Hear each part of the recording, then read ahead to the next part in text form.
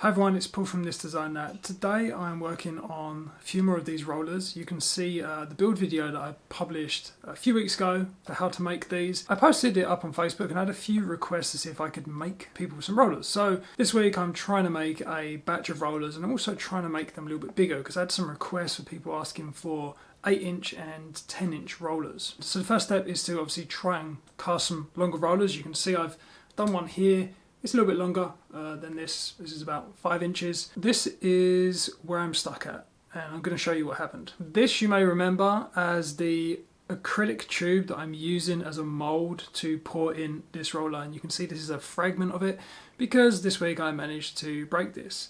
It goes something like that, and then I pour the rubber in here. What should happen is you should be able to push it out and I should be able to get this mold rubber out. The problem that I keep having is that even though I put mold release on this and also this tube here, it's really difficult to get this rubber out. Now, I was previously using this arbor press, but as you can see, the depth of the throat is nowhere near big enough to fit this in. So I couldn't push it out using this machine, which is what I used last time. So I had to come up with a different method. What I did next is I went into the garden, I got a big stone, and I basically just tried to bash this out of the acrylic tube. I dropped the stone, nearly broke my toes, it smashed the acrylic tube. So now I need to come up with a safer and a more consistent method to basically pull this out of the Perspex tube that I'm using as the mold. After doing some research, I saw that maybe using something like a bearing puller, they're a very quick and simple way to pull a bearing off of a shaft. If you look on Amazon and stuff like that, none of the bearing pullers have a long enough reach basically like this. I'm only casting here about 250 millimeters of rubber roller, but I do actually plan to cast something like this long, so I need a really long bearing puller. Now there probably are ones that have got this kind of reach, but they're not very common. I couldn't really find anything, and they're probably very expensive. So that's what we're going to do today. We're going to make this. This is an extra long bearing puller, and it's about 500 millimeters in terms of reach, and I'm going to show you how I sketched it up in Fusion 360, and then I'll just quickly show you how exactly I made this thing. And I want to say thank you to the sponsor of today's video, PCBWay. They offer 3D printing, PCB manufacturing and other services helpful for any maker or startup. From CNC machining to injection molding, they can handle pretty much anything you need. On top of that, they offer low volume orders and fast turnaround times for all services, which is great for those one-off prototypes. Check out PCBWay.com today. So what we're going to do is, first of all, I want to draw the reference object that I'm going to be building this bearing puller around. So let's go ahead and sketch that first of all. We'll just draw the acrylic tube, basically. So this is a 90 millimeter acrylic tube, and it is a wall thickness of 5 millimeters. The inner core is just a plastic PVC pipe, 63 millimeters, and it's got a wall thickness of 3 millimeters. So let's just select those two sketches. We'll press the E on the keyboard to bring up the extrude command, and we'll just bring this down. It doesn't really matter. This is really just a reference for me to build the rest of the objects. Let's go ahead and we'll create a new component, and this will just be let's just call it the top section.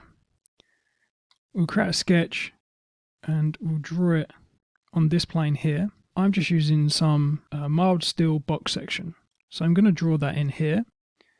We'll just place it anywhere really, because this is really just a sketch.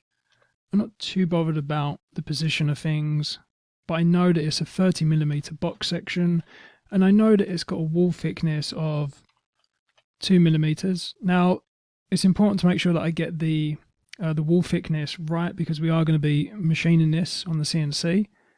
So that's probably really the only important measurement. Let's just extrude this, and we'll just do it two sides.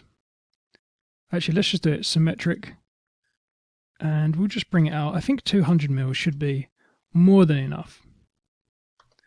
So there we go. So that's going to kind of be the cross section, and then you can see my idea is that the arms will come down here, here, and then through here will be the threaded rod, and then there'll be some sort of like cap on it, and then you'll be able to just kind of screw it down, and it'll push this out. Hopefully that's what I'm planning. For the arms, I've just got some mild steel bar, and we'll just draw in on this top section here. We'll just create just a center line across here. That's just a construction line. And now we want to draw in the holes, essentially, for the arms. I mean, here is, you've got the 90mm tube. We want the arms to be offset a little bit. So let's just project this outer line here. So we want really the arms to be, about 5 or 10mm off from this. So we'll just place it around about here. We'll turn off the construction line. My flat bar is 16mm in width, and it is 5mm in thickness. So we don't want those exact measurements. We want to offset it a little bit so it can kind of glide up and down through this box section here. So let's just make it 20, and we'll just give it 8. Actually, let's just make it 7. That should be more than enough. And then we can just make sure that we've got the distance where we want it. So if we select D to bring up the dimension, we'll select this line here, and we'll also select this. So now we've got the diameter, the distance. We know that the radius is 45mm because the diameter of the perspex tube is 90mm, and we want about 10mm space for those arms. So that is 55. So we select the dimension and we'll say 55.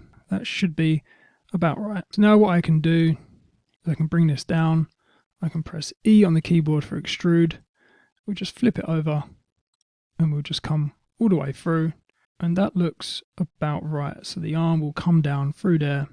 Let's come back into that sketch. I just wanted to see what it looks like. So we also need to accommodate the threaded rod. So that is an M10, 10mm. So we'll just offset it 1mm will do. So we'll just put a 11mm hole. And then what we do is we'll just mirror these lines here. We can mirror it here. Select the objects that we want to mirror. We'll select the mirror line.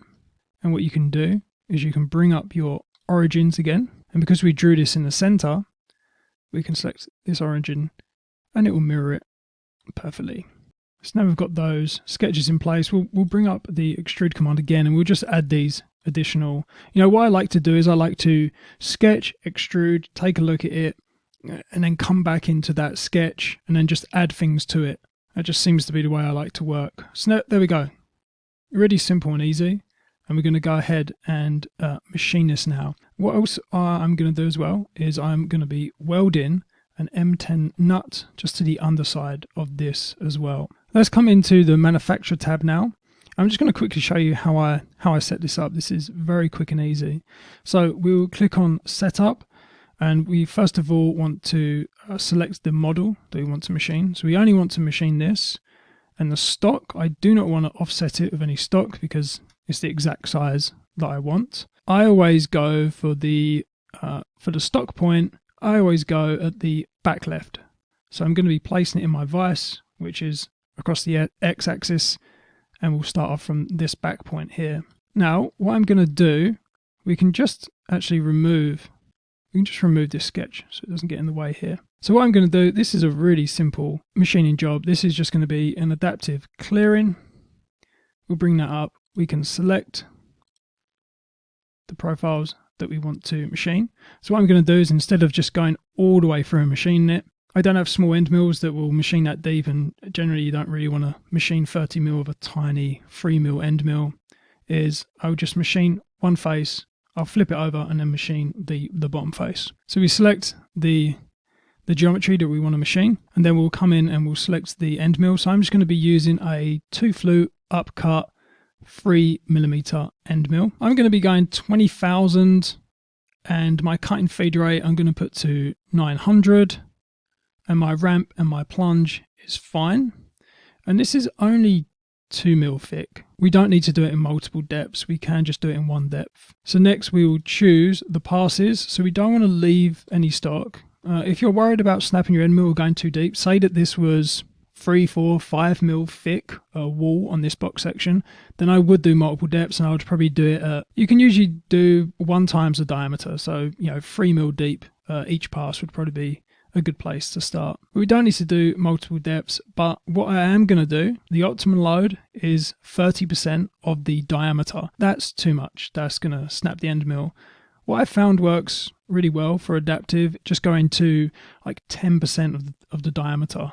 So we've got a 3mm diameter.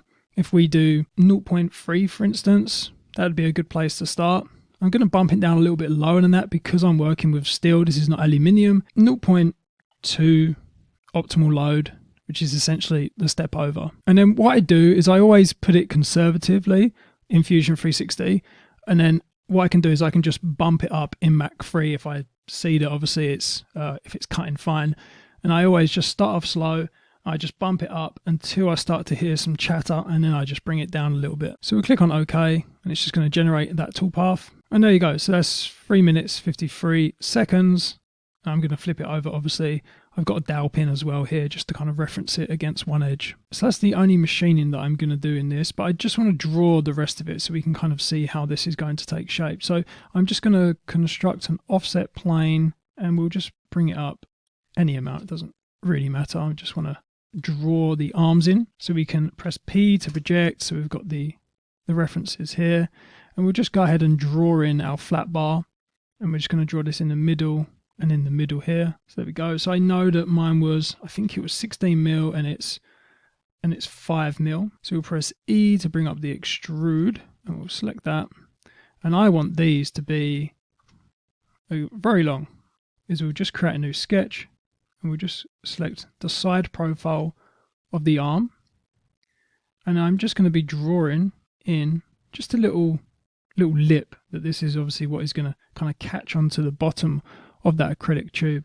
And again, this is just using some more of that 5mm flat bar here.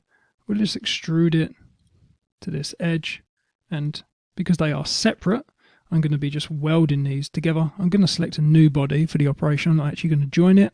This really doesn't matter, but I just like to visualize these things just to make sure that it's going to work. We're going to be using just some nuts and bolts to stop this from just falling through. We'll just sketch on this face here, and I'm just going to be using an M6 nut, so this can really go anywhere, but preferably in the center. And we'll just make it 7mm. We'll press E to bring up the extrude, put it through, and there we go. So that is those are the arms. You can see how it's going to look. And then, just for visual sake, we'll just mirror these two bodies. We'll select the mirror plane. And there we go. Press OK. And then lastly, we can add in the M10 threaded rod. We can bring up our sketch plane. If we bring up our construction, we bring up the plane that we created. We'll draw off of that. And we've got this referenced here, so we can draw center, circle, 10mm. We'll extrude it down any amount. It doesn't really matter. This is just for visual sake. We'll add a thread to it, and we'll model the thread. I'd like to model it because then I can really see it. I'm going to be welding an M10 nut here. So that's pretty much it. I hope you kind of understand how this works. It's basically like a threaded plunger, and then these arms just kind of grip onto the outer tube. Let's get this machined. I've got it in the Sonder Machine Works mod vise, which I love. I've put in just 2 rows of those holes for the arms, just in case I use a larger diameter tube. I can place it at different diameters. Now you can see I've got it referenced up against this dowel pin. I can just take it out, I can flip it over, reference it back against that dowel pin, and then I can just do the same operation and they'll be perfectly level. Really handy to use dowel pins when you are doing these type of jobs. This is the second time I'm ever welding, and it's actually quite difficult. Please do comment on how exactly I did with tacking this down. But you can see, yeah, I did an amazing job, but you can clean up any mistakes with a angle grinder, so it's not too bad.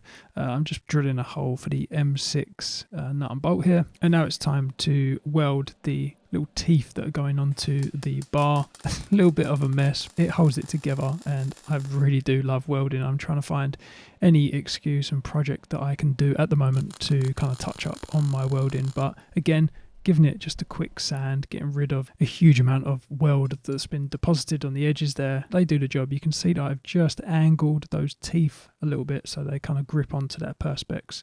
I'm just locking in a nut, and this is going to be the threaded rod that pushes the plunger up and down essentially. You can see how it goes together. You put in the flat bars through the holes, you put in the nuts and bolts to stop them from falling out, and then I'm just threading in that M10 rod, and I just 3D printed just a little cap which is going to be the same diameter as the inner core, which is going to push it out. That was quite a fun one-day build. I actually managed to do this pretty much in a day. Yeah, it's my second welding project, and I've actually got another welding project that I'm going to put on the channel very soon. I'm building some speaker stands, so stay tuned for that. I can't actually test this out at the moment because I'm waiting for the next acrylic tube and I need to cast another rubber roller in it. So in that video I'll be showing this thing in action, which is going to be exciting. I hope everyone is well at the moment. I'm super busy. I've got a few projects on the go. I've got these rubber rollers, trying to make a batch, and then I've also got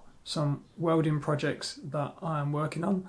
I've also got some vinyl and some cassette artworks that I need to start working on. And to add onto my plate even more, I'm actually in the planning phase of building my own shed in the garden. It's something that I've probably talked about on this channel. It's something I've been thinking about doing for a few years. I was going to buy like a log cabin from one of those shed suppliers. Looking at the build quality, looking at how much I'd pay for it, doing lots and lots of research in the last few weeks, kind of come to the conclusion that I can probably build something better and for maybe cheaper or around about the same price as what I would be buying one. Hopefully soon I'm gonna start to lay down foundations and start to maybe build the flooring, and then hopefully towards the end of summer, maybe autumn time, I'm gonna get some walls built. I really don't know at this stage. I'm definitely going to do it. I've definitely decided to allocate some budget to building a shed outdoors so I can just kind of start storing things outside, because as you can probably see, this room is getting a little bit full with bits and pieces. So that's going to be an entire build series which I'm going to be putting together for that. So lots of fun stuff for the future, which I'm really, really excited about. Anyway, I hope everyone is well. I hope you enjoyed this little one-day build today. That is it for today. Remember to like and subscribe, and I'll catch you all later.